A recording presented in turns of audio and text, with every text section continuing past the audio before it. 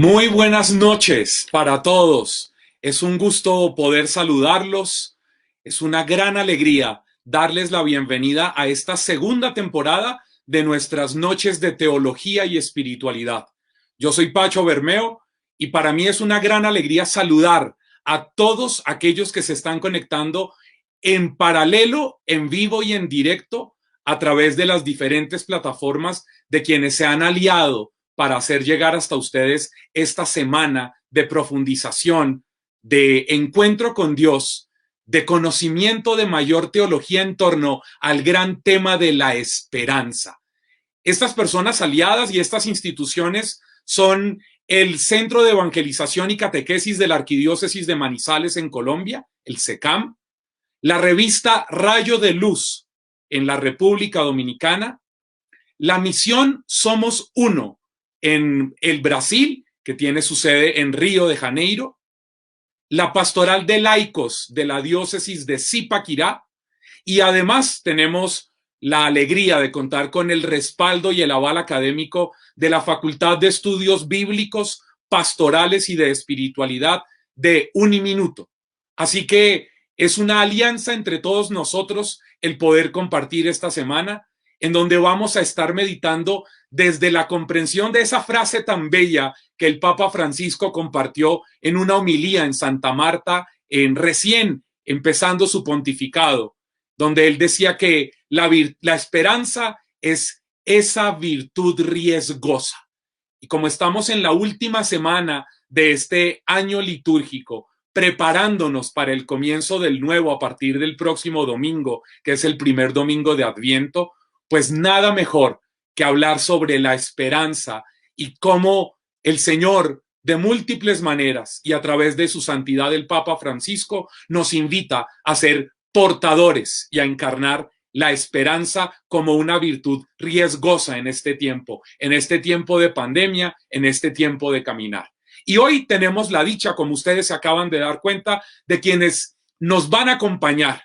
Será el querido padre Fidel Oñoro, que es, como vieron, sacerdote eudista colombiano. Él es el decano de la Facultad de Estudios Bíblicos, Pastorales y de Espiritualidad de Uniminuto, pero además es un amigo, es un hermano de toda la vida, un tremendo formador, y es un honor contar con él esta noche, al igual que tener la alegría de compartir con una amiga de toda la vida, una cantante fantástica que es Nana Angarita. Ella es colombiana, pero radica en la diócesis de Palm Beach, en la Florida. Así que quiero darles la bienvenida, invitar ya al padre Fidel y a Nana para que podamos saludarlos y orar por ellos, para que podamos compartir esta noche, primera noche de teología y espiritualidad. Ya están ahí con nosotros, ya ustedes lo ven, a Nana Angarita y el padre Fidel Oñoro, que está ahí, pero que ya en un momentito seguramente activará su cámara. Pero los invito a todos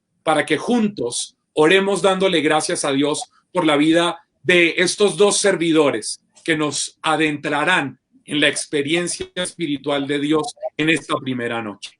Así que, Padre Santo, quiero darte gracias por la vida de Nana Angarita, por su esposo, por sus dos bellos hijos, por su familia aquí en Colombia.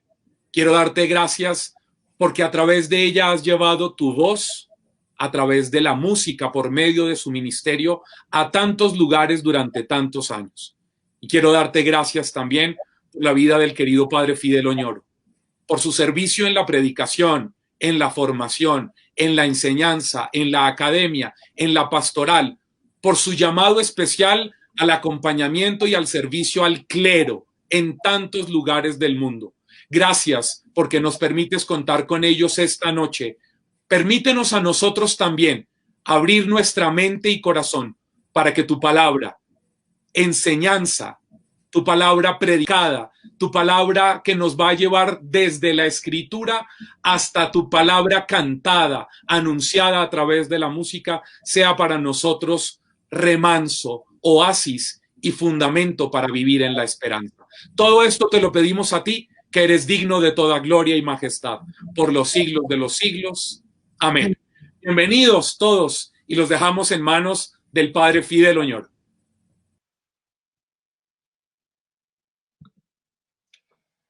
Buenas noches, Pacho. Buenas noches, querida Nana Angarita. Buenas noches, queridos hermanos que han querido conectarse, participar con alegría en este segundo ciclo de las noches de teología y de espiritualidad. Como lo acabamos de pedir en oración, ahora por la voz de Pacho, que sea una semana de bendición y que nos restaure a todos en estos días, en este año que ha sido tan particular, que esta semana en la escucha de la palabra, en la adoración compartida como seguidores del Señor, nos restaure interiormente y nos dé una nueva visión de la vida y a partir de ahí fuerza para aportar todos, para construir cada uno con su granito de arena, construir un futuro nuevo como el Señor lo quiere en la dirección del reino de Dios. Bueno, en esta noche nuestra primera enseñanza la hemos querido titular así: ¿por qué tienen miedo? Y queremos hacer un camino que va de la incertidumbre a la esperanza, por la ruta del discipulado. Tomamos como referente el Evangelio según San Marcos. Será una manera de decir en esta noche, como lo afirma claramente el Evangelio, y el primero de ellos es Marcos: la esperanza no está muerta. Hemos sido apaleados, golpeados, cuestionados, pero la esperanza no está muerta, está resucitada, está más viva que nunca. Y estamos aquí precisamente para comprenderlo, a la luz, mediante la escucha de la palabra del Señor. Y a propósito, quisiera recordarles que la Biblia, la Sagrada Escritura, es un libro rico, muy rico en sentimientos. La Biblia no es un libro que contenga un código de leyes para practicar mejor y vivir en santidad simplemente. Claro que los tiene, claro, por supuesto. Es el Dios que nos abre su corazón y nos invita a vivir como Él. Pero es un libro, la Biblia, que recoge narraciones, poesías, reflexiones, y en medio de todo también abre espacio para los sentimientos. Y es aquí donde yo quiero invitarlos a reflexionar esta noche. Uno de ellos es el miedo. Cuando comenzó la pandemia, bueno, empezó por diversos lugares, pero estoy pensando entre nosotros en América Latina, más a mediados del mes de marzo, ya completamos 9 meses en esta situación. Nuestro primer encuentro formativo como Facultad de Estudios Bíblicos, Pastorales y de Espiritualidad de Uniminuto, que tengo el honor de representar, quisimos empezar, lo recuerdo bien, a mediados de marzo, con este mismo tema, el miedo.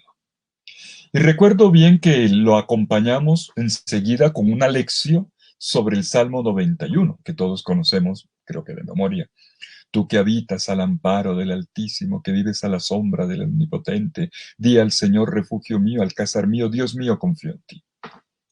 Pues bien, en esta ocasión, en esta noche, 9 meses después, y al comenzar esta semana de la esperanza, he querido escoger como referente el Evangelio según San Marcos. El Evangelio que desde el próximo domingo nos va a acompañar a todos los cristianos católicos en la escucha dominical de la palabra del Evangelio en el nuevo año litúrgico. Y dentro de él quisiera subrayar un pasaje que ya se ha hecho también bastante conocido, pero lo voy a encuadrar, lo voy a amplificar. El pasaje que conocemos como de la tempestad calmada. ¿Sí? Ese que el Papa Francisco contribuyó a ser todavía más famoso cuando lo releyó aquella noche del Viernes de Dolores, noche en Roma, en medio de una plaza de San Pedro vacía, qué situación tan intimidante, oscura y lloviendo torrencialmente. Mejor escenario no se podía. Y en ese pasaje, protagonistas son los discípulos que tienen miedo.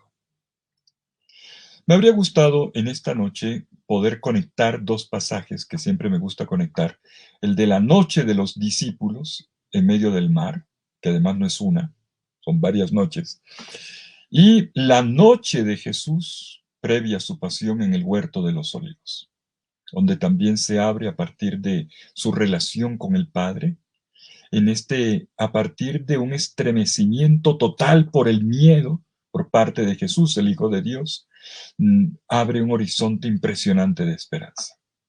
Pero el tiempo no me permite llegar hasta allá y necesitaría una hora más para mirar aquella otra cara de la moneda, el miedo de Jesús. De manera que detengámonos en esta noche, en un elemento bastante rico y muy cercano a cada uno de nosotros, la manera como en el discipulado, este es el punto, en esta dinámica del discipulado, se hace el camino del miedo a la fe, y de ambos, del miedo y de la fe, se abre a la esperanza. Veamos entonces el miedo de los discípulos. Yo me atrevería casi a resumirlo todo diciendo, el miedo no es todo. El miedo no lo es todo. Pues veamos cómo aparece esto en la relación de Jesús con sus discípulos.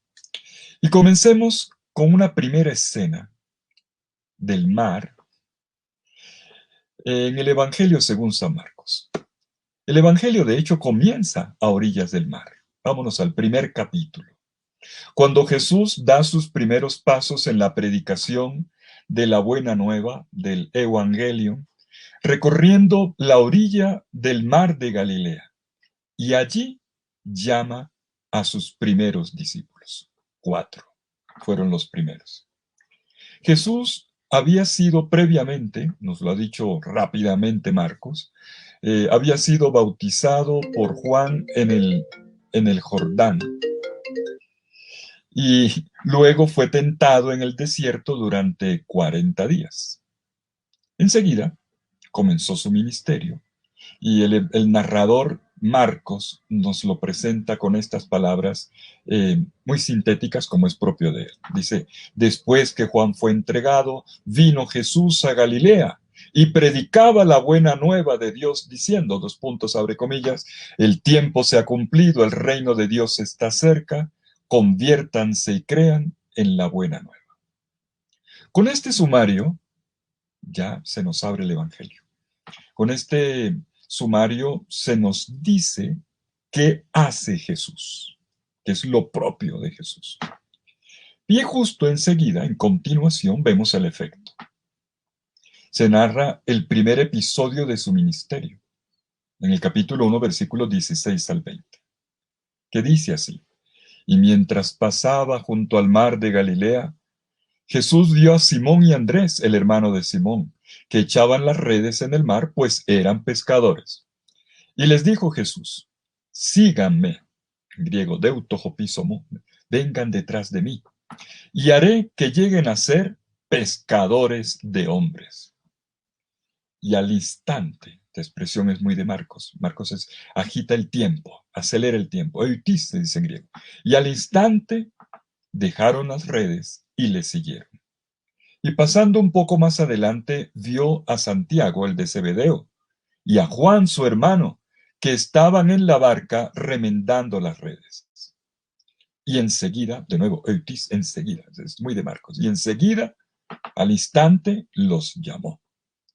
Y ellos dejaron a su padre Zebedeo en la barca con los jornaleros y se fueron detrás de él.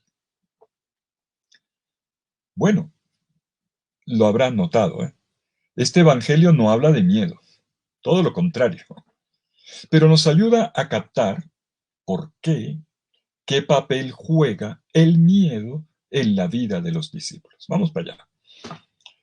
Lo primero que nos encontramos más bien es con la fascinación ejercida por Jesús en el primer encuentro con sus seguidores, a través de la experiencia de una llamada. Y aquí, permítame la redundancia, llamo la atención sobre un detalle. Los evangelios, ojo, no acostumbran a hablar de la interioridad de los personajes, de lo que ellos sienten. Los evangelios no son manuales de psicología. Ellos describen los sentimientos más bien a partir de las acciones y de los comportamientos de sus personajes. Aquí, por ejemplo, llama la atención lo ordinario que es la escena. Se trata de pescadores que están en medio de la labor, como todos los días del año, y un Jesús que camina por la orilla del mar. ¿Qué tiene esto de extraordinario? Pero enseguida viene otro hecho. No se dice nada, pero nada de lo que piensa Jesús o de lo que piensan los discípulos. Cuando uno lee este pasaje en el contexto de un retiro vocacional, por ejemplo, uno trataría de explorar los sentimientos de los discípulos cuando se sienten mirados, amados, llamados por el Señor. Y uno quisiera explorar más por qué los llamó precisamente a ellos y en ese momento, por qué a estos y no a otros, qué proyectos tenías para ellos, qué visualizaba Jesús de su futuro cuando los miraba y los llamaba. Bueno, y la típica pregunta, ¿cómo es que Simón Pedro y Andrés, quienes nunca han visto antes a este caballero, al rabí de Galilea, al profeta de Nazaret, cómo es que sin haberlo visto antes, con una sola frase, porque fue solo una, dejan las redes, la familia, todo un pasado, todo, para seguir a este desconocido? Así sin más, sin explicaciones, sin preguntas, sin ampliaciones de ningún tipo. Yo creo que todos estaremos de acuerdo en que esto no es normal. Uno esperaría un poquito más de información, que sienten, que piensan, que esperan. Y resulta que el Evangelio de Marcos es muy sobrio, demasiado para mi gusto. Simplemente no lo dice, mutis. Pero sí, y aquí va el punto, sí dice algo y de forma muy clara, clarita. Más aún, lo repite 2 veces. El llamado de Simón y Andrés, los 2 primeros hermanos, y luego el de otra pareja de hermanos, Santiago y Juan, los hijos de Zebedeo, son, los 2 llamados son narrados en paralelo y con una gran simetría. Las acciones son prácticamente las mismas. Jesús pasa mientras ellos están en la labor. Jesús los llama y ellos lo dejan todo para seguirlo. 3 pasos. Si miramos bien, apenas he descrito desde el punto de vista de los discípulos el hecho de que una persona desconocida les cambie la vida, y como decimos en Colombia, de un totazo. Todos nos sabemos de memoria el canto, yo creo que lo hemos cantado con emoción. Tú has venido a la orilla, no has buscado ni a sabios ni a ricos, tan solo quieres que yo te siga. ¿Recuerda? Sobre todo cuando a veces no sabemos qué cantar en la comunión, ese funciona. Y luego nos emocionamos más, Señor, me has mirado a los ojos, sonriendo has dicho mi nombre. Podemos ver cómo incluso este canto traduce sentimientos muy profundos y nos identificamos con él, revivimos la escena. Pues mis queridos amigos, nada de eso está en el Evangelio. Pero lo podemos suponer, apenas lo de la orilla. Pero fíjense ustedes cómo ya uno desde la propia carga, desde la propia construcción afectiva y emocional, puede releer el Evangelio. Pero el texto no dice nada de esto. No sabemos qué sentían los discípulos. Lo que Marcos nos hace sentir con fuerza es cómo los 4 primeros están en la labor, 2 dentro del lago, los 2 primeros, Simón y Andrés, los otros 2 más adelante ya han terminado la primera etapa, han sacado los peces, los han contado y están remendando las redes, como es normal que se rompa porque es red barredera, que se arrastra y que hay que coser porque la han arrastrado, se rompe. El punto es este. En poco tiempo ya han dejado todo y están caminando detrás del maestro. Primero eran pescadores y ahora ya están en camino de ser pescadores de hombres. Una expresión dicha por el mismo Jesús, y que por lo pronto tampoco es del todo claro qué quería decir. Entenderá poco a poco. Lo que se subraya es que sus vidas han cambiado por Jesús. Les cambió la historia, les cambió los proyectos, les reescribió la biografía y se abrieron a un futuro nuevo. Y aquí viene el tema de la esperanza. Ellos esperaban. Jesús había hablado de un reino. Ellos lo siguen, claro, con una visión, tienen una esperanza, algo bueno va a pasar. Si tuviéramos que ponerle un título a este episodio, yo me permitiría titularlo La fascinación de la llamada. Esa luz primera que te da un nuevo horizonte. La fascinación de la llamada. El encuentro con Jesús, el fascinante. Y aunque el término fascinación no aparece para nada en este pasaje, eso es precisamente lo que ocurre. Una tremenda atracción que les ha cambiado la vida, solo por el hecho de haber encontrado a Jesús. Y podríamos mirar en paralelo algún pasaje de las cartas de Pablo, porque esto es una constante de toda experiencia de Jesús. Por ejemplo, en las cartas de Pablo, Filipenses, por ejemplo, en el capítulo 3, versículos 8 al 10, donde Pablo dice testimonialmente, todo ha cambiado en mí desde cuando encontré al Señor. Desde cuando encontré al Señor Jesús, o mejor, Él me encontró en el camino. Es más, dice Pablo, todo lo que antes consideraba una ganancia, todos mis créditos, ahora lo considero una pérdida, basura o skila, aunque es una palabra un poquito grosera. Todo esto lo considero una pérdida, nada, desde que entré en el conocimiento de mi Señor Jesús. Pues bueno, nuestro pasaje inicial del mar no habla de miedo, pero he querido empezar por ahí porque ese referente es fundamental. Este pasaje nos habla más bien del impacto positivo del primer momento. Cómo les ha cambiado la vida a partir de la relación con Jesús que nació aquel día en el mar. Y así empieza toda vocación. Así empieza toda experiencia de Jesús, con entusiasmo, sin pensarlo demasiado.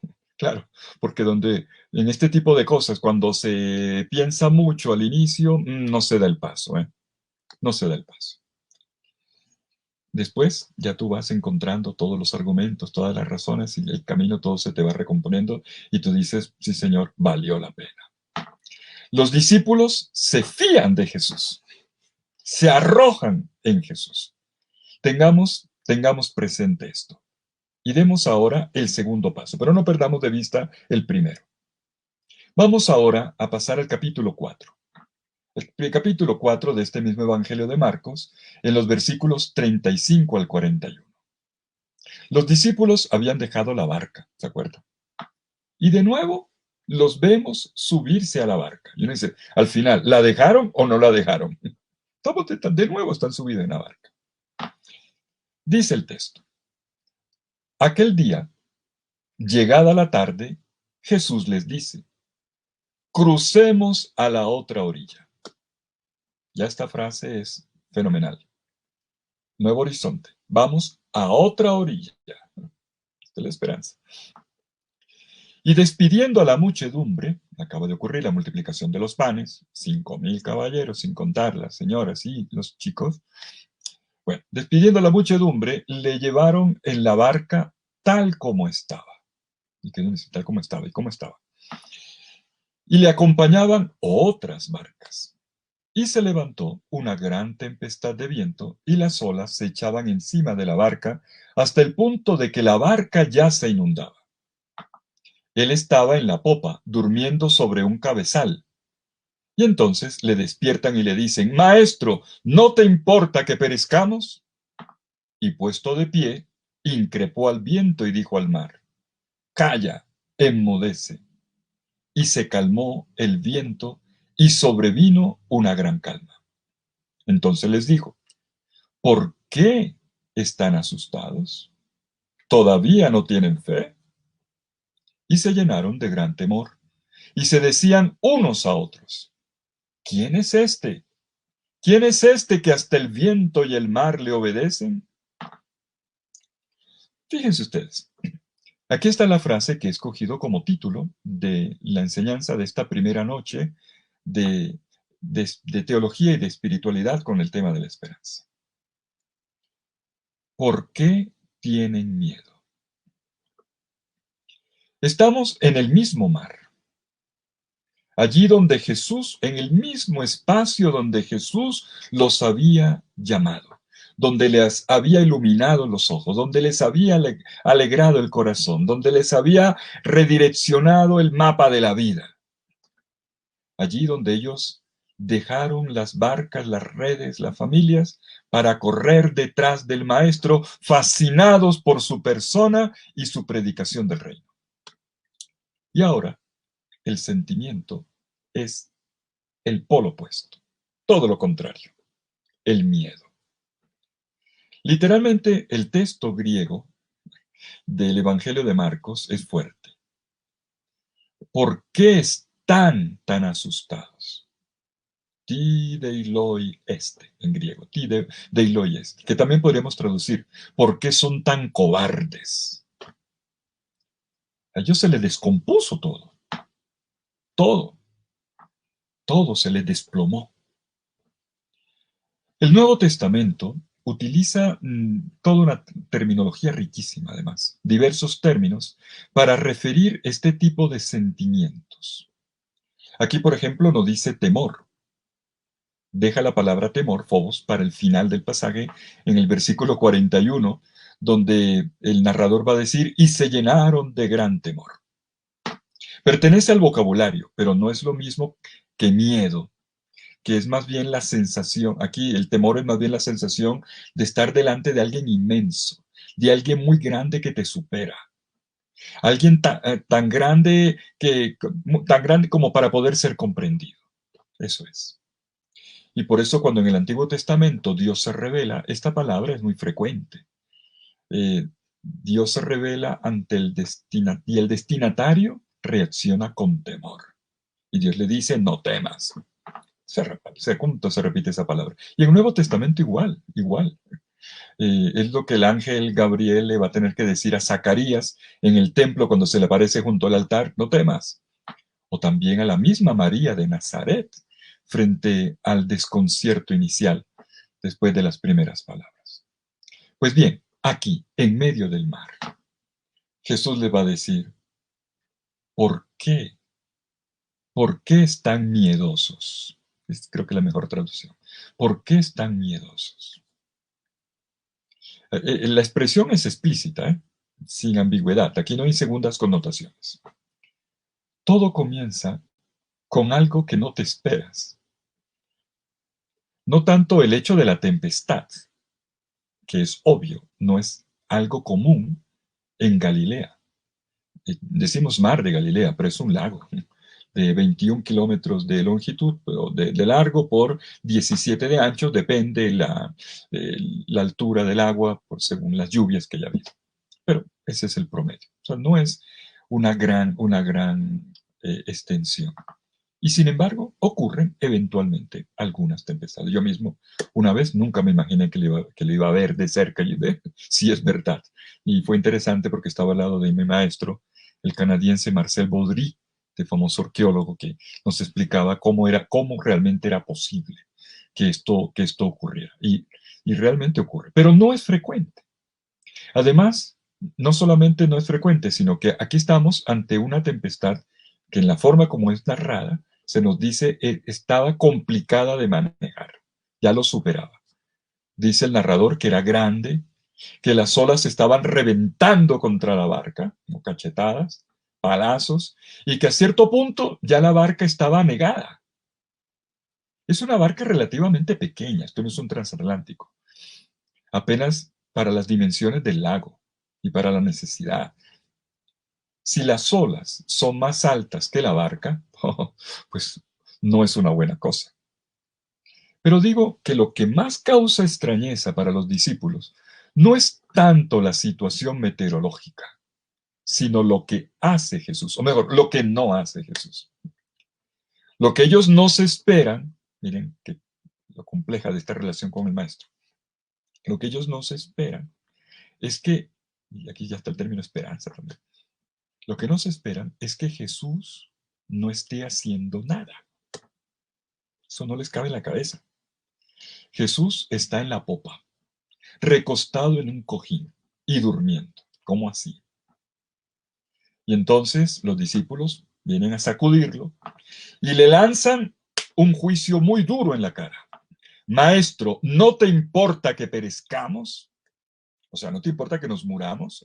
¿No te importa nuestra vida? ¿Es que te importamos un poquito?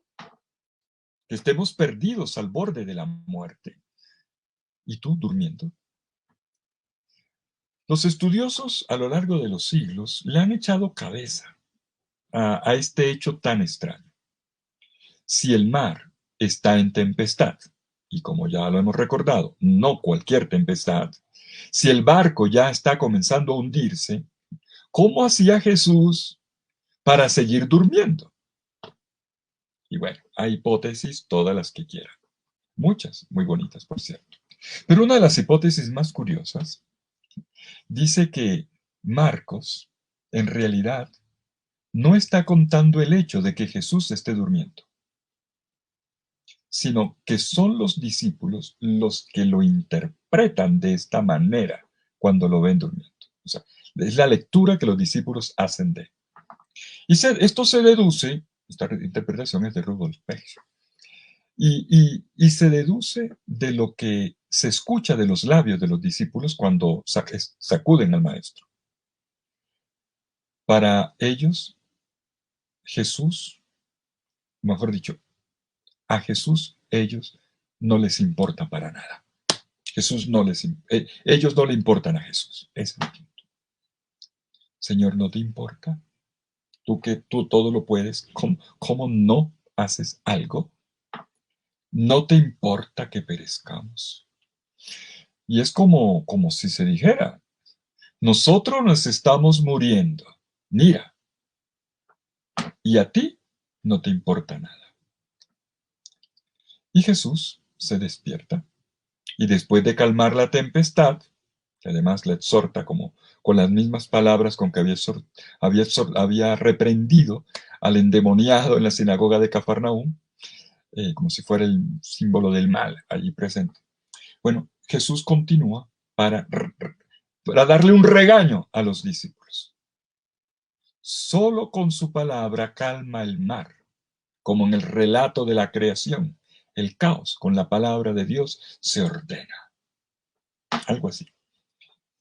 Pero luego Jesús le dice a los discípulos, ¿y ustedes por qué están tan asustados?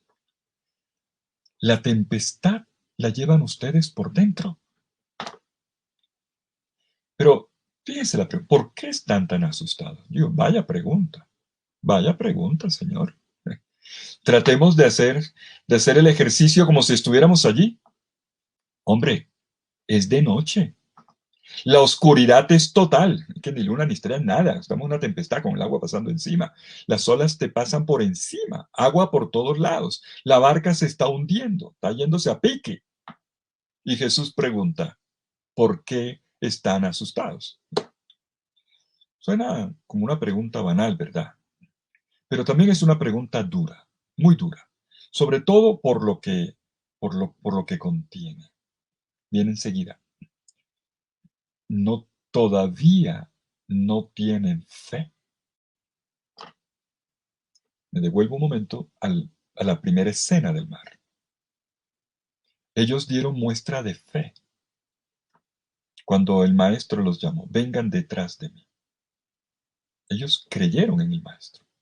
El maestro acababa de predicar, estaba predicando. El tiempo se ha cumplido, el reino de Dios está cerca. Conviértanse y crean en la buena nueva. Y los discípulos creyeron.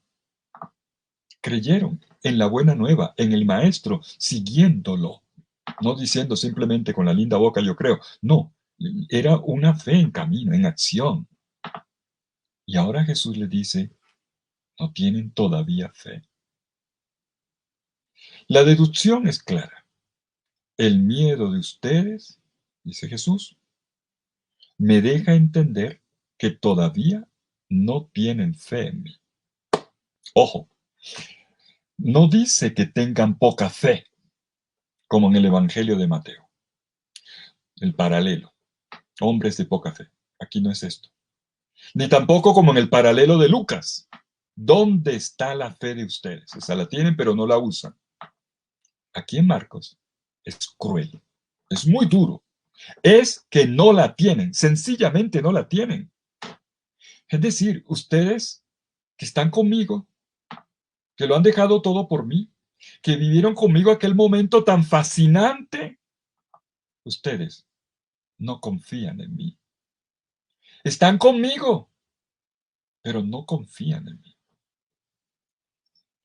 Y los discípulos, por otro lado, diciéndole al maestro, es que nosotros no te importamos. Y Jesús reclamándoles, y ustedes todavía no confían en mí. Sí, sí ven, qué relación tan compleja, tan complicada con Jesús. Y fíjense que es un pasaje en el que no se gastan muchas palabras. Marcos es muy económico para contar las cosas, para darnos una imagen de lo que realmente sienten los discípulos. ¿Por qué tanto miedo? Al final del pasaje, bueno, vemos cómo el mar se aplica completamente, pero no el corazón de los discípulos, quienes quedan llenos de estupor y no logran captar, hacer encajar bien a Jesús. ¿Quién es Jesús? Ellos no logran abrirse a la fe en Jesús como el Cristo, como el Hijo de Dios, algo de este tipo. Ellos están llenos de temor, en el sentido de que saben de que están ante uno que no es uno cualquiera, pero que al fin y al cabo no logran entenderle la lógica, no logran entenderlo. Y la pregunta que abre la ruta de la fe, que llegará más adelante, está en el versículo final. ¿Quién es este que hasta el viento y el mar le obedecen? Una última cosa sobre este episodio. Es interesante notar un adverbio. Necesito un poquito de gramática de vez en cuando. No viene mal. Cuando Jesús pregunta ¿por qué tienen miedo? Completa enseguida. Es que todavía no tienen fe. Coloca el adverbio todavía. Todavía no tienen fe. Upo egete pisten, en griego. Todavía no tienen fe. Fíjense ustedes, estamos en el capítulo 4 de Marcos, solo para que entendamos la ruta del discipulado. La primera vez, cuando encontraron a Jesús, estábamos en el capítulo 1, versículos 16 al 20. Y como lo recordamos hace un rato, los discípulos antes no lo habían visto. Y aún así, se fiaron de él. Pues entre el capítulo 1 y el 4, los discípulos ya han hecho un buen trecho junto con Jesús. Han tenido la oportunidad de conocer al Maestro, al que siguen. Han visto sus milagros de todo tipo. No voy a hacer aquí la lista, pero han visto milagros de todo tipo y uno detrás de otro, como es típico de Marcos, como lo subrayaba cuando leía el texto de la vocación, y enseguida, y enseguida, y enseguida. Es así, Marcos, y nos coloca uno detrás, pero son una detrás de otra. Milagros. Han escuchado la predicación del Maestro con calma en la casa, o en la montaña, o a la orilla del mar, cuando ha contado las parábolas. Han tenido la oportunidad de recibir explicación en privado en la casa, porque a la gente le explicaba todo en parábolas, pero a los discípulos se los decía explícitamente. Y con todo lo que han visto, y con todo lo que han escuchado, no confían en el maestro o creen no entenderlo. Por eso es fuerte el adverbio. Upo, todavía no tienen fe. ¿Y qué es lo que falta entonces? Tanta relación con Jesús, tantos milagros de Jesús, tantas palabras lindas de Jesús. Pero fe, a la hora de la crisis, a la hora de la noche, a la hora de la tempestad, no aparece. A mí me ha cuestionado mucho este año precisamente eso, ¿eh? Está bien que hemos tenido que cerrar los templos, está bien que algunas pastorales hemos tenido que pararlas o buscarle alternativas, pero a mí me sorprenden muchos silencios, me sorprenden muchos negativismos, incluso en la renovación carismática, algunos muy valientes, pero otros muy encogidos, como perdidos, como le hubieran dado un tanganazo en la cabeza y han quedado atontados. ¿Todavía no tienen fe? Todo lo que hemos caminado con Jesús. Es como, es como si el miedo hubiera puesto en cero toda la experiencia que los discípulos habían hecho con Jesús, como si no lo conocieran, como si fuera un extraño, del cual no se sabe si darle un chance o sigamos de largo. Pues, ¿saben qué? El miedo lleva a este tipo de comportamientos.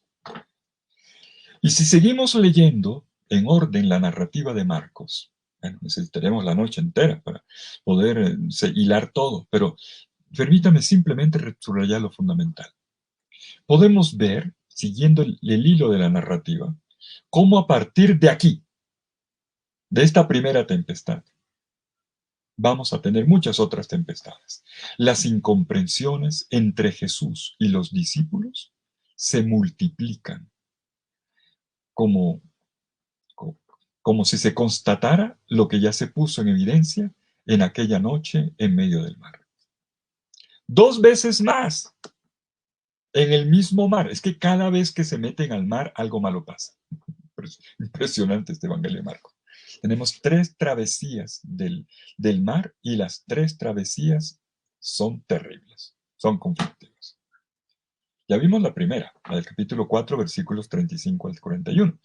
Pero tenemos otra, en el capítulo 6, versículos 45 al 52, donde se esperaría una reacción un poco más amable, porque los discípulos vienen de un momento grandioso, multiplicación de panes.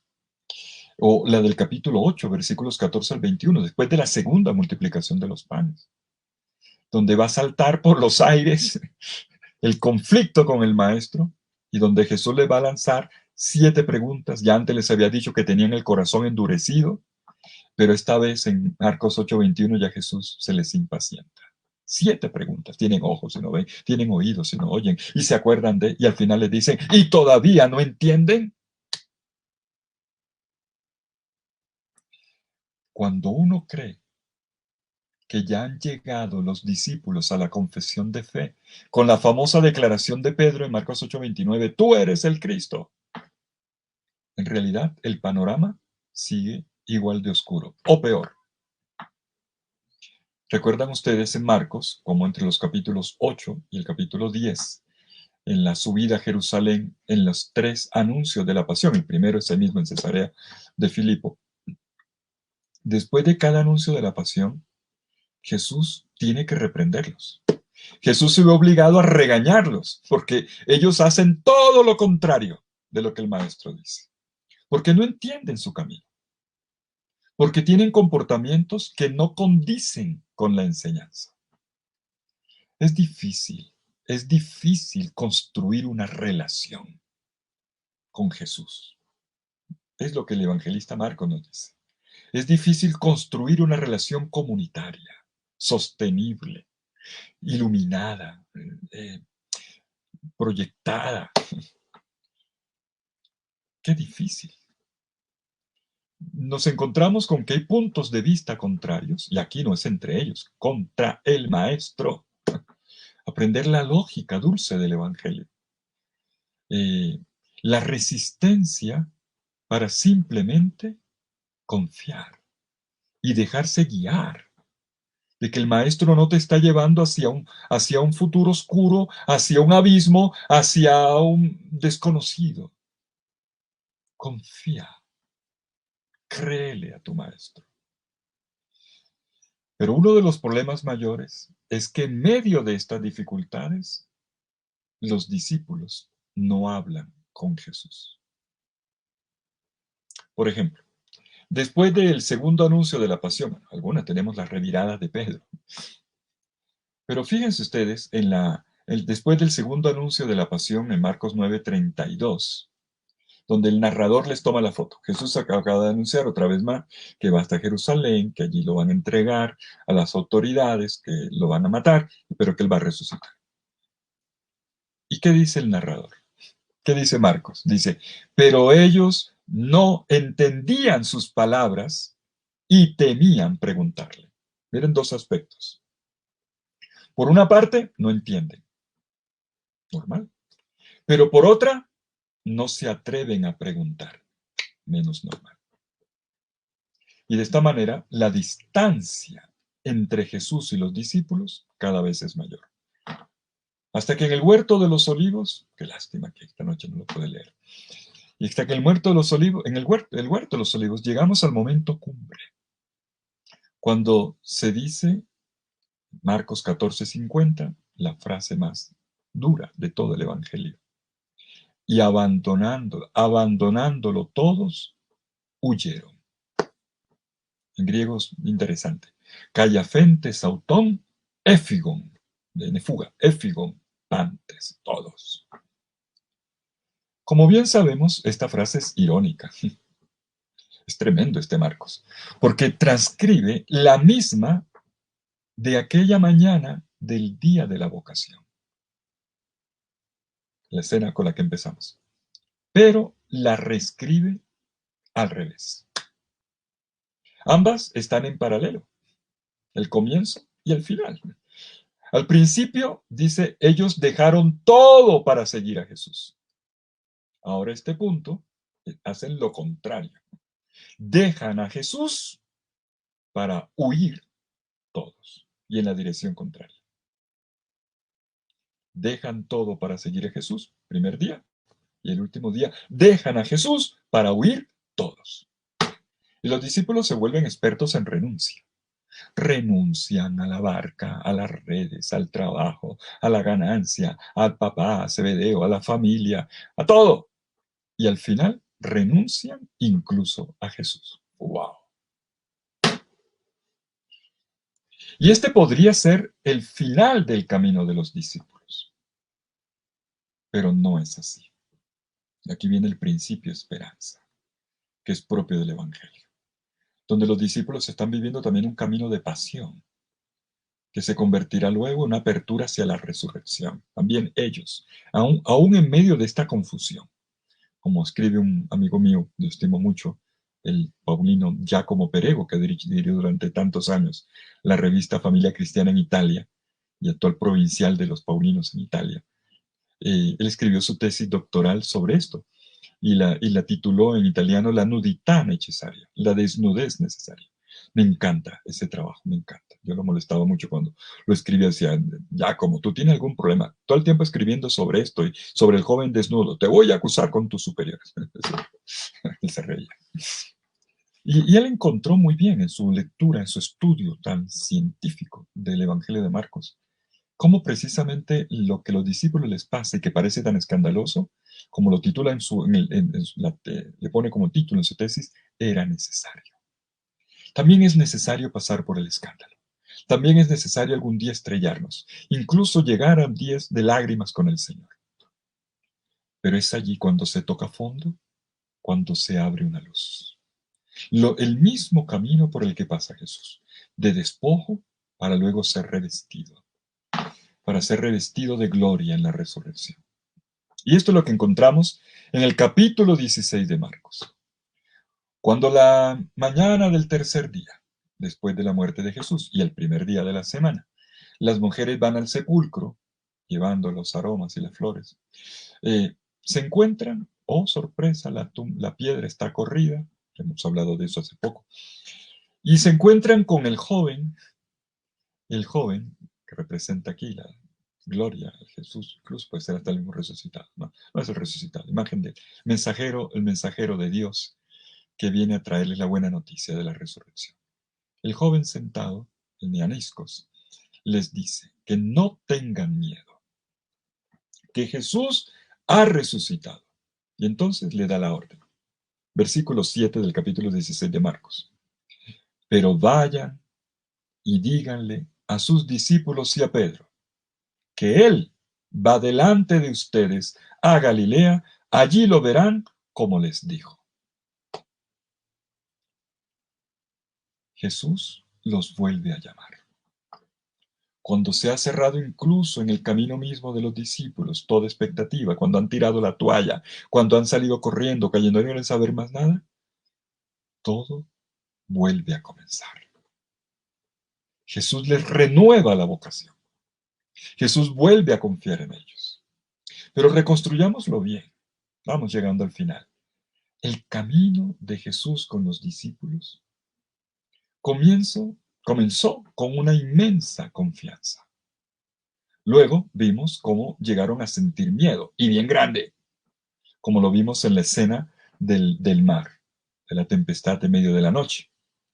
Y luego esto se prolongó en momentos de incomprensión.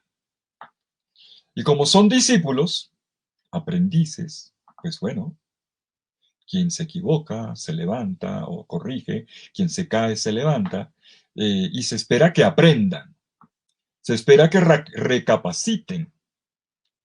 Pero como vimos, al final en el huerto, esta expectativa parece deshacerse. Lo que hacen es tirar la toalla, literal, un joven deja el manto y prefiere irse en cuero a poner la cara por Jesús. Todos abandonan al maestro. Pero este es el punto.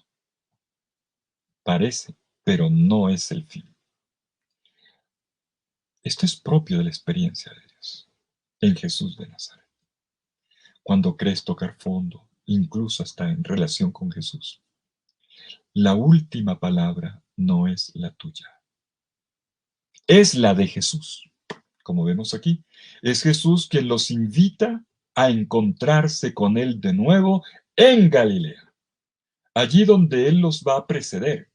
Preceder significa que va a caminar delante, como lo dijo el día que los llamó, Deutohopisomo, yo voy delante y ustedes detrás, que en pocas palabras es, yo vuelvo a ser maestro y ustedes mis discípulos. Se recoce el vínculo. ¿Y dónde? Justo allí, en el lugar donde vimos cómo todo comenzó. Jesús invita a volver a la fascinación de los orígenes, al primer amor, decimos con vocabulario del Apocalipsis, a rehacer las primeras y fundamentales experiencias. Ya tú lo probaste una vez, ¿verdad? Pues retómalo, recupéralo y el gozo va a ser mayor. Un poco como el profeta Oseas. Tenemos un antecedente. Como el profeta Oseas, ¿se acuerdan? El profeta Oseas en el capítulo 2, versículo 16, cuando dice, te llevaré al desierto de nuevo. Fue la historia de Israel, ya había hecho la experiencia del desierto. Pero aquí le habla como la amada. Te llevaré al desierto de nuevo y te hablaré al corazón. Por cierto, mi canción preferida de Nana Angarita, de quien me declaro admirador. Ay, Nana, ¿cuánto me has hecho a mí orar con esa canción? La canto todas las cuaresmas, todos los advientos, y cada vez que estoy solo y hasta me has hecho llorar. Gracias, Nana, por eso que te regaló el Señor y que para mí recoge muy bien la enseñanza de esta noche. Un Dios que te renueva, que te rehace, que te encuentra incluso en un momento un poco perdido, pero Dios te devuelve la esperanza, te devolviéndote al primer amor, por iniciativa de Él, por pura iniciativa de Él. El Señor dice, vamos, recomencemos. Siempre podemos recomenzar. como que esta fuera la sigla más importante, la cifra más importante de nuestra experiencia con el Señor. La buena nueva siempre inagotable. Siempre podemos recomenzar. Volvamos a intentar construir las cosas de nuevo y vamos a hacer las cosas mejor. Y yo creo que en este tiempo de esperanza, esta es la palabra que tiene que volver a resonar. No para echar para atrás, sino para adelante. Eso sí, recuperando lo mejor de nuestras vivencias. Mis queridos amigos, ¿por qué he releído el camino de los discípulos en esta noche, en esta primera noche de teología y de espiritualidad, volviendo al Evangelio, al núcleo del Evangelio, y de esta manera? Miren, primero, la llamada de los discípulos, luego la incomprensión y finalmente la nueva llamada después de la resurrección, para mostrar que hay un hilo firme de resiliencia, de recomposición, de renovación, de un Dios que no improvisa, pero de un Dios que recompone aquello que en medio del camino se nos sale de las manos. Y si nos hemos fijado en esto, en esta noche, es porque una de las tentaciones, en momentos de estremecimiento, llamémoslo así, de crisis, como lo hemos vivido a nivel planetario en este año, cuando no es claro el horizonte y donde los tiempos se dilatan y nos hemos visto forzados a hacer nuevos aprendizajes, y qué bueno que eso también ha pasado, que también hay mucha cosa buena. La pregunta es si lo que viene, cuando se pone en juego el futuro, y ahora que se nos han recompuesto las cosas, cuando nuestras familias ya no están completas, cuando algunos ya no están, porque esta bendita enfermedad se nos lo llevó también, o porque nos cambió el panorama laboral. Y entonces, está en juego el futuro. ¿Y qué? ¿Qué vamos a hacer? Una de las tentaciones es la de aislar el momento de miedo. Y como vimos, uno de los frutos, uno de los efectos del miedo, en el texto de la tempestad en medio de la noche, la que leí un poco mejor, Marcos 4:35 al 41, es que cuando uno está preso del pánico, ay, uno hace tantas tonterías y dice tantas cosas, pero sobre todo tiende a olvidar lo que ha pasado antes. Y esto es lo que ha llevado a los discípulos a soltarse de Jesús. Miren, cuando ellos se dispersaron huyendo en medio de la oscuridad del huerto del Getsemaní, ya hacía rato que se habían soltado del Señor. Una de las cosas más importantes es el no aislar el momento del miedo. El Evangelio de Marcos nos enseña, y por eso ampliamos en esta noche la lectura, casi de punta a punta, recuperando la ruta del discipulado. Marcos nos enseña con su trazado complexivo que hay que aprender a leer las crisis, pero dentro de una ruta. Leerlo todo en el conjunto del camino con Jesús. Y donde es Él el que nos va llevando hacia el horizonte. Con Él, mirando con Él, sintiendo con Él, caminando con Él. Pero bueno, llegando ya a la conclusión. Hasta aquí hemos visto cómo el énfasis se ha puesto más en la fe. La pregunta crítica no fue dónde está su esperanza. La pregunta es, todavía no tienen, ¿por qué están asustados? Todavía no tienen fe. Y entonces la pregunta es, ¿y dónde queda aquí la esperanza? Esta virtud riesgosa, como la llamó el Papa Francisco en una de sus alocuciones, que Francisco Bermeo, Pacho Bermeo, nos lo recordó al inicio y se ha tomado el título, me parece muy bien escogido, de esta semana, la esperanza, esta virtud riesgosa. Bueno, en algún momento yo pensaba que un título podría ser también la esperanza, esa virtud niña, que es una frase del poeta francés Charles Péguy, la virtud niña. Pero creo que está muy bien. Esta virtud riesgosa, la esperanza, y que es el lema de nuestras 5 noches de teología y espiritualidad. Planteémoslo entonces así. En los momentos críticos por los que hemos pasado y que nos recuerda, nos releemos a la luz de aquellos momentos oscuros por los que pasaron los primeros seguidores de Jesús, cuestionándose dónde estaba su fe. Lo que vivieron los primeros lo vivimos los discípulos de todo el tiempo. Lo que predominaba allí, o lo que predomina, lo que sale a la luz es la experiencia de la precariedad del presente y de la incerteza del futuro. Y el ahora aquí. O sea, la manera como uno encara la historia. Y un signo dominante de la crisis, permítame que lo apuntale un momentico nada más, es la sensación de un fin. Me dice, se acabó, se me acabó la familia, se me acabó el amor, se me acabó el trabajo, se me acabó la vida. Este año, querrámoslo o no, se ha puesto en jaque la manera como la humanidad y cada uno de nosotros en particular nos situamos frente al límite de la vida. Y esto no es sino la agudización de una percepción que desde hace algún tiempo los pensadores vienen llamando la atención, interpelándonos cuando hablan de un fin. Por ejemplo, para los que andan más familiarizados, Jacques Derrida, por ejemplo, que hablaba del fin de la civilización occidental, o de este filósofo italiano tan polémico, pero interesante, Gianni Vattimo, que hablaba del fin de la modernidad. Otros tantos personas, el Simo Bauman, eh, personas que han hablado incluso hasta del fin de la cristiandad, sino de un cristianismo que a veces parece andar más a la deriva, sin la capacidad propulsiva de los años de la renovación del concilio, que nos puso tantas ganas, tanta ilusión, y de repente nos dice, bueno, ¿dónde están los líderes?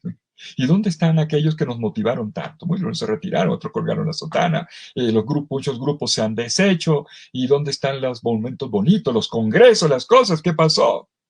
También todo eso tiene que ver. La precariedad del presente y la incertidumbre del futuro predominan. Y sobre todo, perdónenme que se los diga, para las nuevas generaciones. Existe una incógnita que despierta temores por su imprevisibilidad. Y habrá futuro, nos jubilaremos, ¿qué va a pasar?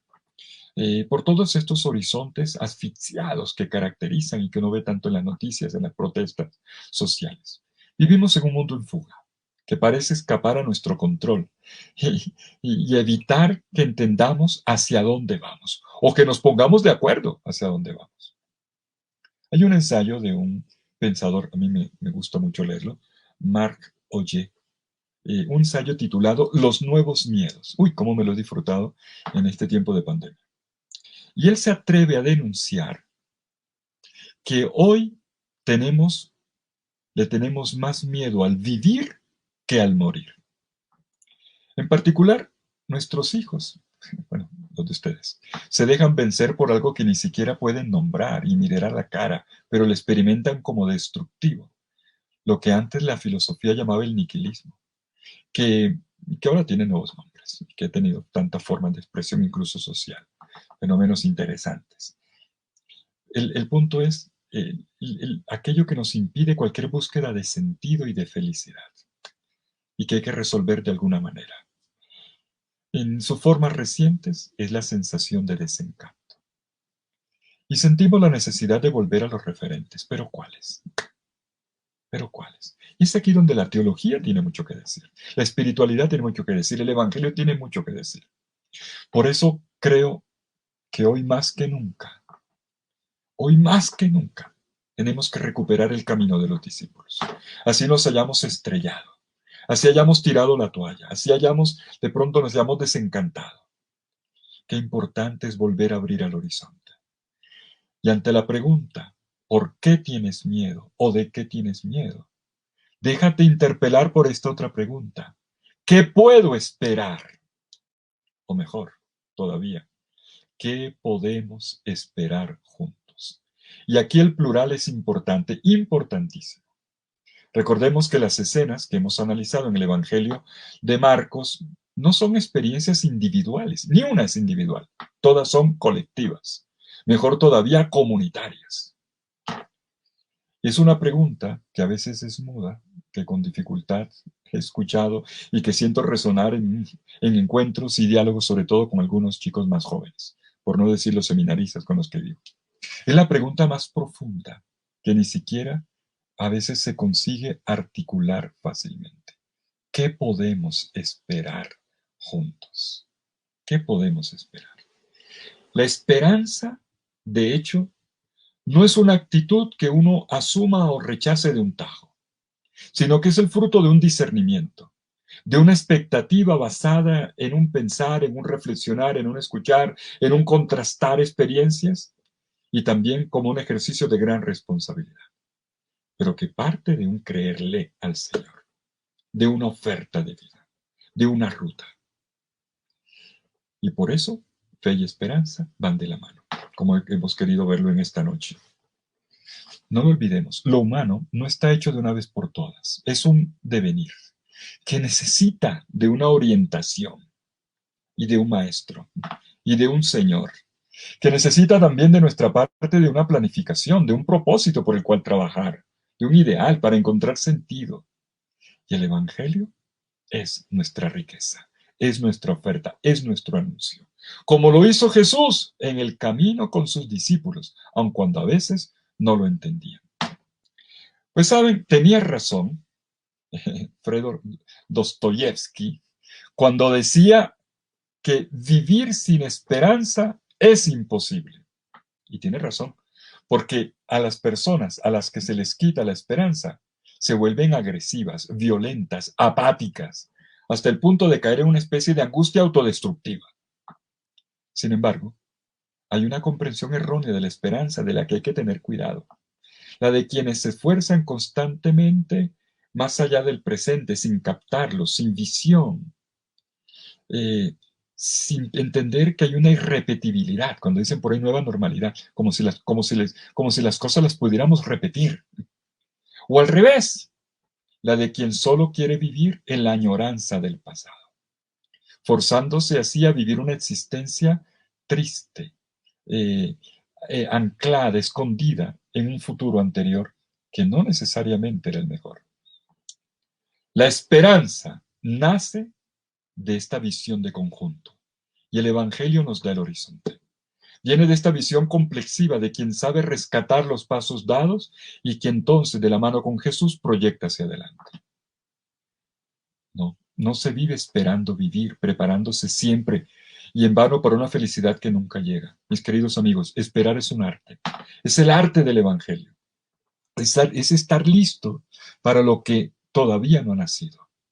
Y por eso, permítame la conexión, es un acto de fe y un aferrarse con convicción a una promesa de uno que me llamó, de uno que irrumpió en mi vida y me fascinó. Y de esta manera es una lucha contra la desesperación, cuando la barca parece hundirse. Y por eso solo quienes han conocido la tentación de la desesperación son capaces de una esperanza sincera y profunda. Finalmente, la esperanza es fruto de las relaciones vivas, así sean peleadas, pero vivas, vivas, y se nutre del estar juntos, nunca sin el otro. Les recuerdo que en el Evangelio no eran experiencias individuales, eran comunitarias. Es lo que hemos aprendido del ir juntos en la misma barca, esta frase que ha hecho historia y que algunos incluso no la han entendido. En la misma barca de Jesús. No lo olvidemos. Solo se puede esperar por todos, nunca solo por mí mismo. Esta es la virtud riesgosa que el Evangelio nos enseña a redescubrir y a construir y a servir ahora más que nunca en medio de nuestros pueblos que a veces nos da la impresión de que caminan al borde del precipicio. Pero hay una esperanza.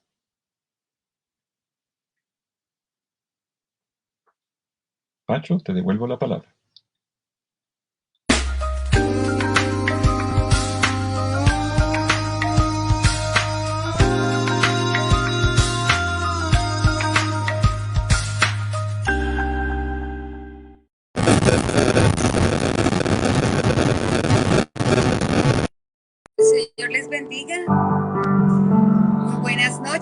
a todos, el Señor les bendiga. Es una alegría estar con ustedes esta noche. Padre, que el Señor les siga dando palabras para guiar a su rebaño que tanto lo necesita en estos momentos. Fue hermoso escuchar que el Señor nos da palabras de esperanza, especialmente durante estos tiempos. Este es un tiempo bastante diferente, bastante especial, y tenemos que aprovecharlo para sacar lo mejor de nosotros. Escuché hace unos días de una gran amiga y me puso a pensar, y es algo con lo que quiero empezar hoy. Cuando sientas miedo, cuando estés preocupado, detente a pensar y verás que el motivo por el cual tanto te preocupas siempre lleva atrás una bendición. Algo que tienes en tu vida, pero que a la final es una bendición. Preocupado por el trabajo, porque ha faltado. Bueno, es una bendición tener cómo trabajar, tener un trabajo. Preocupado por los hijos, por las circunstancias, es una bendición tener hijos y podernos preocupar por ellos. Tantas cosas que nos quedaríamos aquí, ¿verdad? Pero quiero empezar con eso. Dios ha sido fiel con nosotros y debemos estar alegres y esperanzados. Debemos nunca perder la confianza de que Él está con nosotros y por eso tratar de estar alegres. Esta canción me encanta y quiero empezar con esto. Puede estar la noche en el momento más oscuro y vivir lo que jamás esperé, que las fuerzas se acaben o que el dolor invada mi alma, pero hay algo que me sostiene, y es que Dios ha sido fiel y serás fiel por siempre. Por eso empecemos alegrando el corazón un poquito y dice: puede estar la noche en su momento más oscuro y vivir lo que jamás yo esperé, que las puertas se cerraran o que el dolor invada mi alma, pero algo me sostiene, me da fuerzas para continuar, y es que tú has sido fiel, tú has sido fiel, hiciste un pacto conmigo y has sido fiel, y es que tú has sido fiel, tú has sido fiel, y habrá siempre una luz al final, porque tú has sido fiel.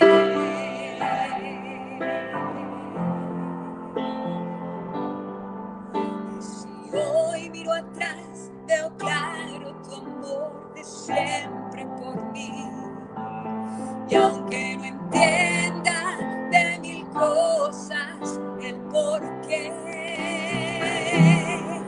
y en la prueba hasta me falte la fe, yo guardo tus promesas, y es que algo me sostiene, me da fuerzas para continuar, y es que tú has sido fiel,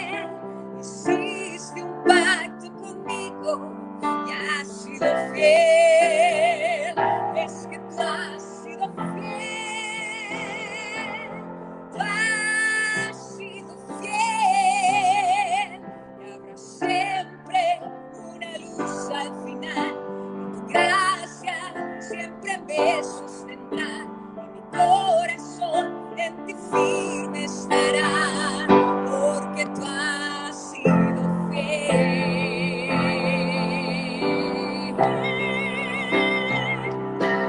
Amén. Bueno, pues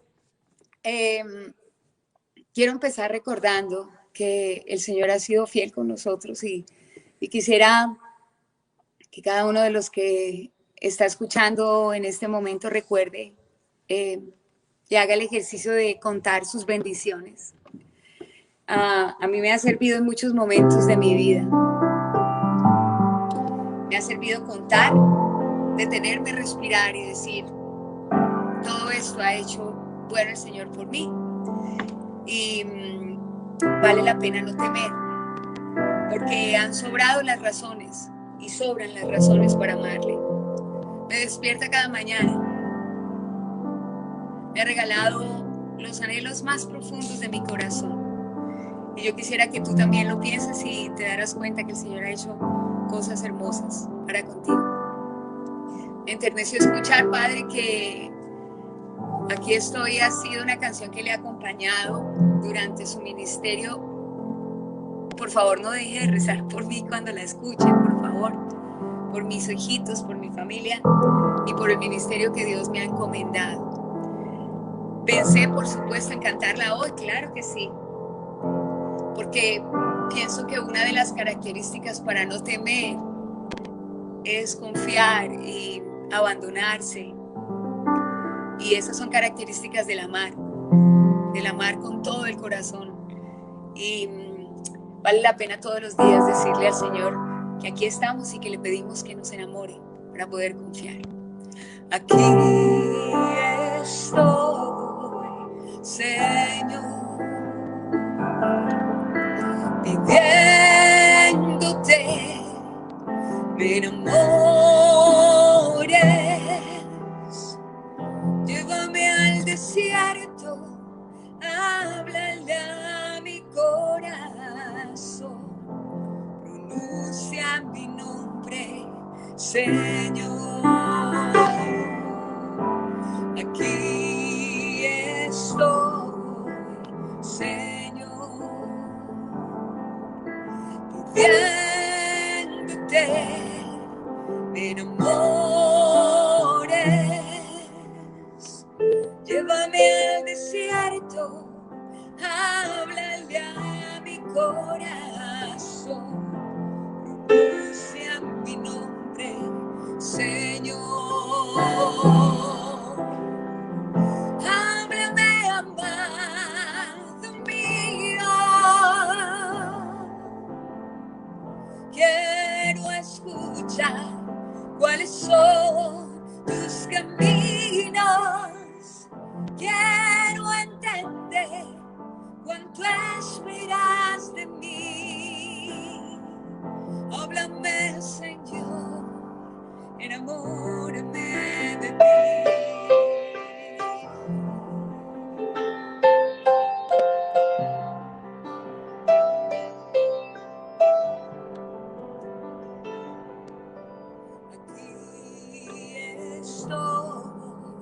Señor, pidiéndote me enamores. Llévame al desierto, háblale a mi corazón, pronuncia mi nombre, Señor.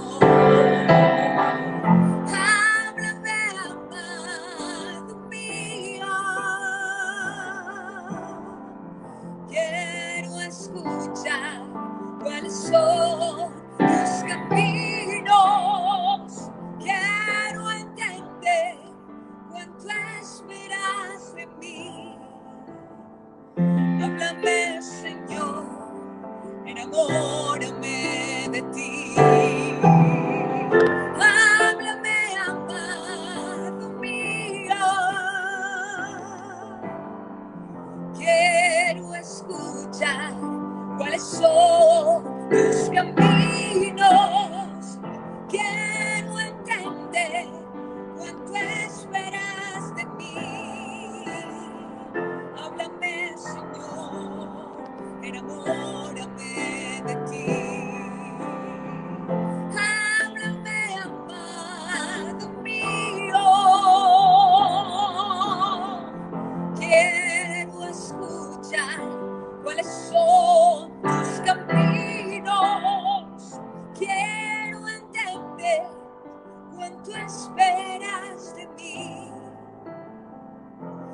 Háblame, Señor, enamórame de ti. Háblame, Señor, enamórame de ti. Háblame, Señor, enamórame de ti. Yo quisiera invitarte ahí donde estás a que por un segundito cierres tus ojos y le digas: Señor, sí, yo reconozco que son más las cosas que tengo hoy por agradecerte que aquellas por las cuales yo deba preocuparme, Señor. Por eso, Señor, háblame y enamórame de ti todos los días de mi vida, para que mis ojos puedan ver, para que mis oídos puedan escucharte, para que mi cabecita pueda entender que es más lo que tengo por agradecer que lo que tengo por pedirte o por preocuparme. Amén. Aquí estoy es una canción que es historia para mi vida también, y que solamente, aunque no tengo más tiempo para contar, pero quiero que sepan que cuando dice la palabra de Dios, yo la llevaré al desierto y la voy a enamorar. Le he pedido al Señor que sea la manera en que pueda mirar las circunstancias difíciles de mi vida, que si ha de pasar por desiertos, que sean momentos para enamorarme más de Dios. Lo que te decía ahora, cada momento difícil, si te detienes, respiras, si lo miras, es porque hay una bendición que contar. Yo quisiera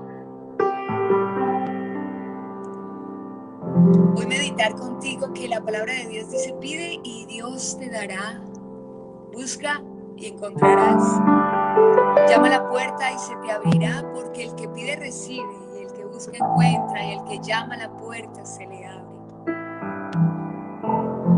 Yo sé que la idea siempre será confiar y abandonarnos en Dios, pero vamos a ser conscientes, tanto tú como yo tenemos muchas cosas que pedirle a Dios, ¿verdad que sí? Y de pronto tú puedes decir: bueno, cuando no están pasando por lo que yo estoy pasando, es fácil decir, hay que confiar en el Señor, ¿right? Pero la verdad es que cada uno en medio de sus circunstancias también se vale venir y decirle: Señor, eso es lo que yo tengo en mi corazón. Por eso yo te invito a que recuerdes que la palabra de Dios también te invita a abandonarte, a confiar, pero también venir con sincero corazón, a no caer en la desesperanza, sino todo lo contrario, decirle: Señor, es ahora cuando más voy a confiar en ti. Y por eso voy a venir delante tuyo a decirte todo lo que entristece mi corazón. Retomando un poquito el texto que el Padre nos traía hoy, dice...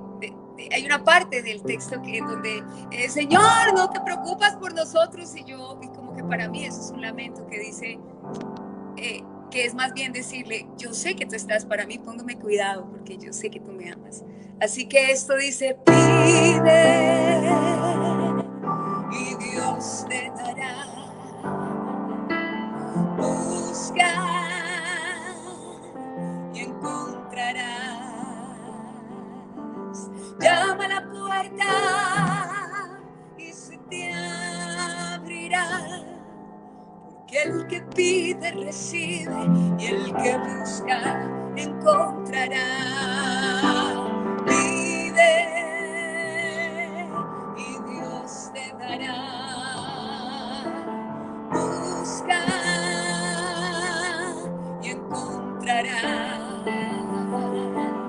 Llama a la puerta y se te abrirá, porque el que pide recibe, y el que busca encontrará. Al que llama a la puerta Dios le abrirá, al que pide con fe lo escuchará, saciará los deseos más profundos de su corazón. Al que llama a la puerta Dios le abrirá. Dios sabe de tristezas, de necesidad, Él ha hecho promesas contigo, lo que Él ha prometido Él lo hará. Al que llama a la puerta Dios le abrirá, al saciará los deseos más profundos de su corazón. Al que llama a la puerta, Dios le abrirá. Dios sabe de tristezas, de necesidad, ha hecho promesas contigo. Y no olvides, Dios ha hecho promesas contigo. Él estaría contigo en medio de la tormenta. Nunca dijo que no habrían problemas, pero sí prometió que te daría paz en medio de la tormenta. Y lo que Él ha prometido, Él lo hará.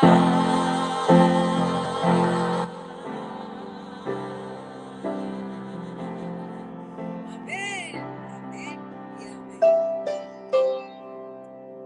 Bueno, mis queridos, me despido porque creo que el tiempo se me acabó. Y solamente quería decirles que, bueno, la palabra del Señor dice: en mi angustia yo clamé al Señor, Él me escuchó y me dio libertad. El Señor está conmigo y no tengo miedo, dice el Salmo 118. Así que los dejo con esto, una canción que escribí en mi juventud, que ha sido una alegría para mi corazón siempre, cuando le tengo que decir: Señor, yo no tengo por qué temer, porque tú estás conmigo en cada día de mi vida. Amén. Así que el Señor les bendiga. Gracias a todos. Gracias, Pachito. Gracias, Padre, por sus bellas palabras. Gracias a todos los ministerios que hicieron esta noche posible, y que todos los que estuvieron escuchando, el Señor sea su consuelo, su esperanza y su más tierno amor todos los días de su vida. Dios les bendiga. Aleluya. Den gracias al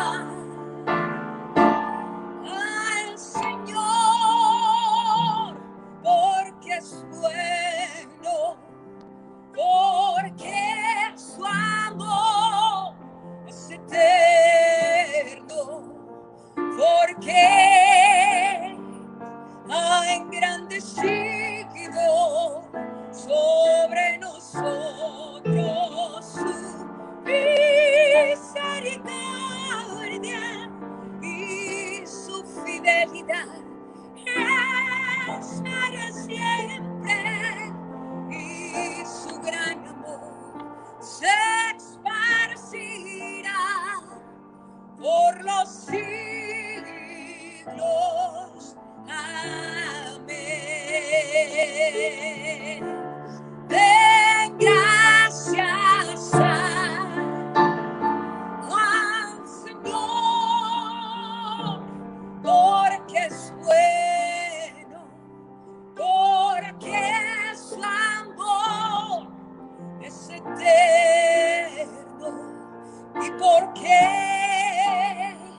ha engrandecido sobre nosotros su misericordia y su fidelidad es para siempre, y su gran amor se esparcirá por los siglos.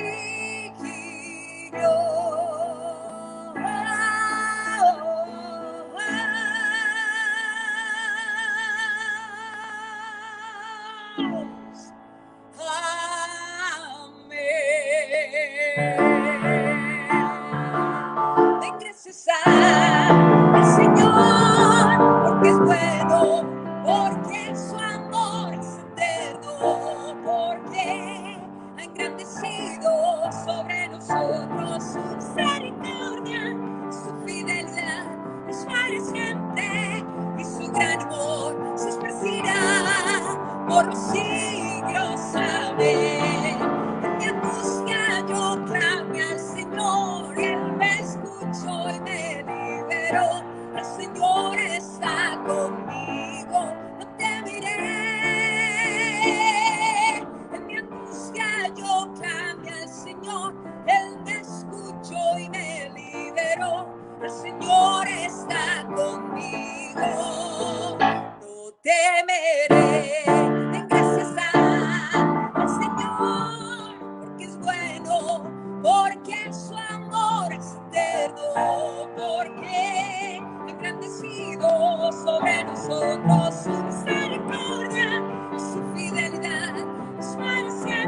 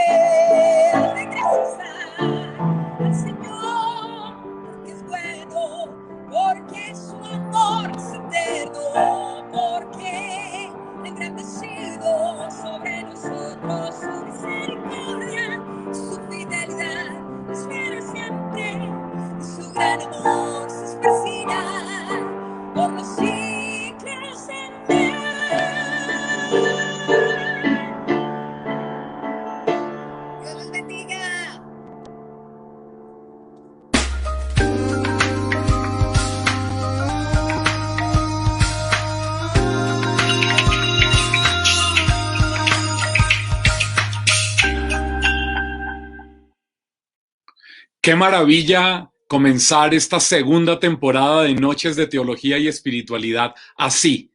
Gracias, Nana querida, gracias por todo el esfuerzo que has hecho hoy para poder estar ahí, para poder acompañarnos, y muchísimas gracias a nuestro querido Padre Fidel Oñoro por esta enseñanza tan interesante, tan importante, y por lo que Dios a través de ellos dos nos ha dicho a lo largo de esta noche.